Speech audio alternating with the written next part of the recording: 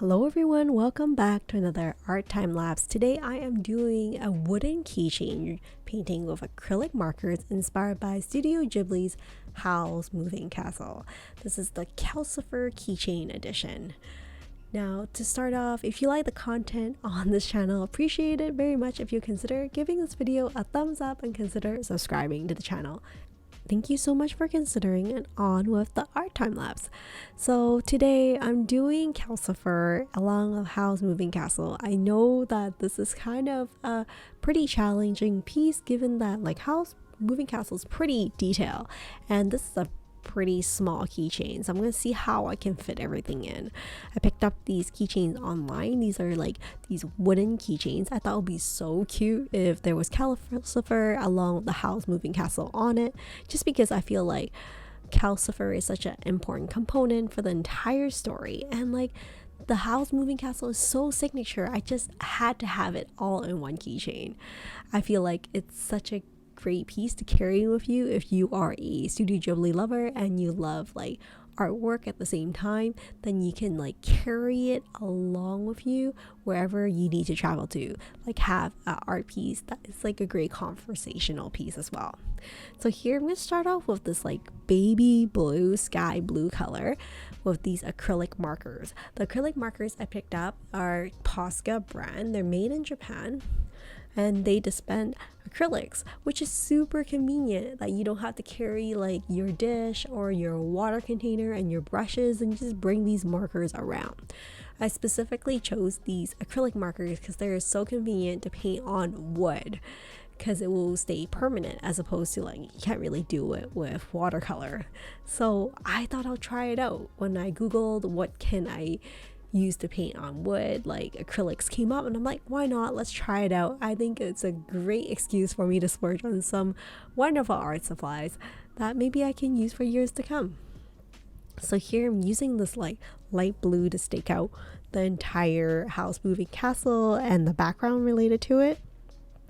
My plan is once that layer dries, I'm gonna add in like a brown outline to draw out like the castle itself. The thing I need to keep in mind is that this is not a very large keychain, so I'm pretty restrictive in terms of how detailed I can get into for this Howl's Moving Castle, especially with like the nib size that I have. I should mention that for these Posca markers, they do come in various nib size. The one that I have, I believe, is fine. It's between like 0.9 to 1.2, but there's one that are like extra fine and ones that are thicker, especially depending on like how large is the art piece that you're working on. It will help you like, I guess, maneuver through the way a lot faster if you have a larger nib for a larger piece. Here I'm using a orange marker to start staking out where CALCIFER is gonna be. I also have a light orange for that transition for the fire that surrounds CALCIFER. That's one thing I should mention when I picked up my Posca markers. I thought carefully about like what colors I would need, what characters I plan on painting, because it's really easy to splurge on the huge range of colors that they have available at Posca. For markers, it's really hard to blend different colors in, so you have to get like transitional colors in between if you want the colors to transition nicely from one color to another. So that's why I have this like light orange, and a red in anticipation as I paint CALCIFER. Here I'm using the red to outline the outside of CALCIFER. I would say this entire project and just painting the Howl's Moving Castle and CALCIFER itself took roughly at least half an hour. But this doesn't account for the time that I used to kind of figure out like what I want to paint, how do I want to convey the piece, what colors selection should I use, what color scheme. I find that like for a majority of my artwork, the most time that I spent is like conceptualizing how I want to execute the piece. And when I actually execute the piece, if I've thought very thoroughly about those details and plan ahead, it makes it a lot faster. And I try to use downtime that I have here and there to kind of conceptualize my piece, whether it is like waiting at a bus stop or like just waiting on the phone, just like thinking about like, okay, like, so what am I gonna draw? And I also usually have a Pinterest board to kind of pin down ideas. and concepts, or like if I want to draw a person, what position they would be, what are some models and how would it look. And I would use Pinterest to kind of think of ideas and how I would execute them. And that's how I kind of keep track. Hopefully this is helpful for you for some of these tips as you're planning your projects ahead. So here, I'm using a brown Posca marker to start outlining the castle. I am using my left hand to kind of hold down the keychain because it's so small. It's actually wiggling around as I'm using my marker. I try to be very light with my marker as I test it out, because like I find that if you push the marker a little bit harder, you can get thicker lines. A little bit lighter, you get thinner lines. And I really want those thinner lines right now, especially as I'm painting this tiny house moving castle. Not sure how these keychains are going to be received at the convention. This is my first time painting acrylics on keychains. I'm not really sure about the wear of it, but I do plan on putting a seal on the painting at the end. Hopefully this will keep the painting like in more pristine shape over time, especially if someone plans on using this keychain and hanging it on their backpacks or their tote bags more regularly. It's more prone to like scratches and wear, and that's what I'm concerned about. Most seals that you'll find used for acrylics usually takes a while to dry. The one that I'm using takes around 4 days for it to fully cure. But when you're shopping for seals, one thing I should mention is that there's many different types of finishes. So there's some that are glossy, some are matte, some are like satin. So be sure to check that out. Maybe it's like dependent on your style artwork or like the material and like how kind of like the feeling you want to convey for your piece. For me, I'm actually using a matte seal. Sometimes I like to use a satin seal as well for some of my artwork. I find that for glossy seal, I don't always like the shine related to it, because in certain angles you might miss the artwork. But I do think that a nice shine to the art piece does make the colors look a little bit more vibrant sometimes. So as I'm talking about the seal, you can see I am working on the brown Posca marker details, and I think the castles slowly come into play, but it's still not like really defined.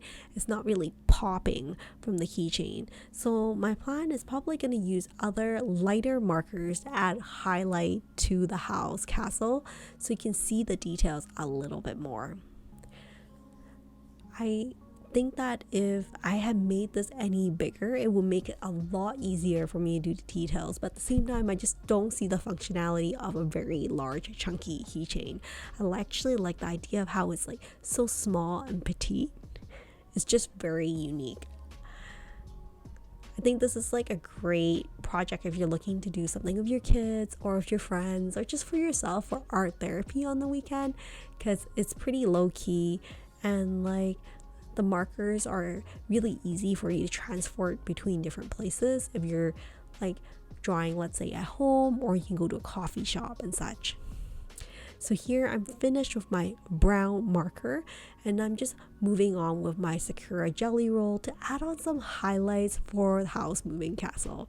So the Sakura jelly roll is not acrylic marker. I should emphasize on that. It's actually just an archival jelly pen, so it's like archival ink, which means that it does dry permanent. However, when you're first working on it, keep in mind it's pretty wet when you first apply. You need it to give it time to dry, or else it kind of smudges easily, so watch out for that.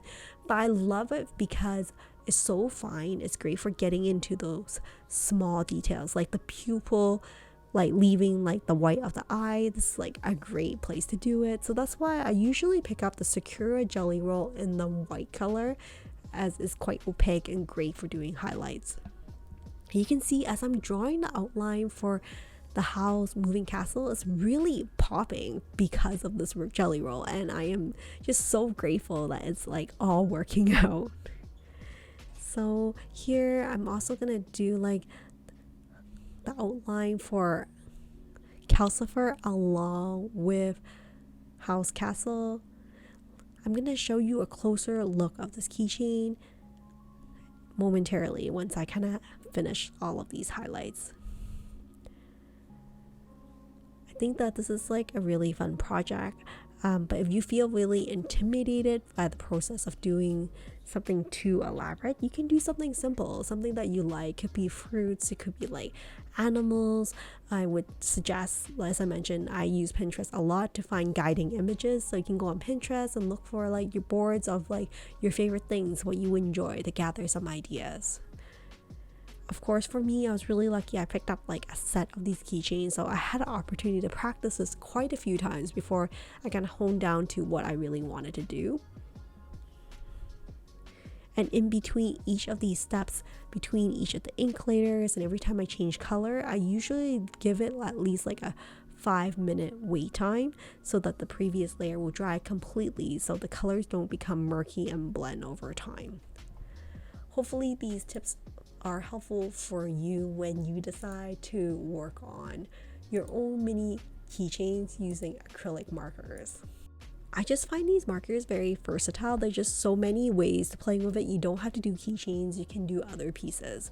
So for example, coming up, you can see our time-lapse video of me working on a board game with my kids, and I'm using these acrylic markers to work on the wooden pieces for their board game. So I'm really excited to show you guys that coming up, but it is a larger project, so it's going to take me a little bit of time to composite everything together. So I'm pretty close to finishing, and here is a closer look at Howl's Moving Castle with CALCIFER in the middle. What do you think? Isn't it so adorable? I really hope this keychain is received well. So now you can see I'm using a soft bristle brush to paint on the seal for this Howl's Moving Castle CALCIFER keychain. Thank you so much for joining me on this art time lapse. I hope you enjoyed it and find it inspirational. And hopefully I'll see you next time in another video. Take care and stay creative, everyone. Bye for now.